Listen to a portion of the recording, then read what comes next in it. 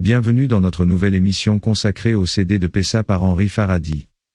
Avant de commencer, n'oubliez pas de vous abonner pour ne manquer aucun épisode de notre exploration des richesses de la foi.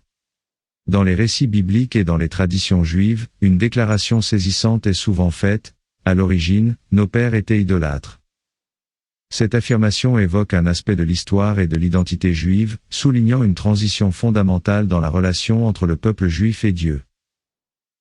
Lorsque nous nous tournons vers les premiers récits bibliques, nous rencontrons Abraham, considéré comme le père fondateur du judaïsme.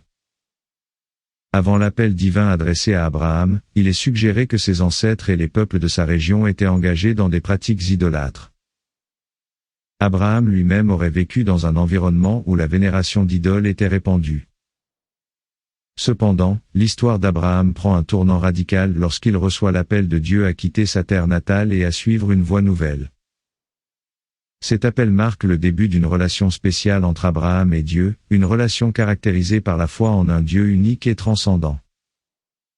La transition de l'idolâtrie à la foi monothéiste est un thème récurrent dans les récits bibliques. Les histoires des patriarches et des matriarches, ainsi que l'exode d'Égypte et la réception de la Torah au mont Sinaï, sont toutes des étapes dans ce processus de transformation. Ainsi, lorsque nous déclarons à l'origine, nos pères étaient idolâtres, et en particulier au cours du Seder de Pessa, nous reconnaissons non seulement l'histoire de nos ancêtres, mais aussi l'importance de cette transition dans la formation de notre identité.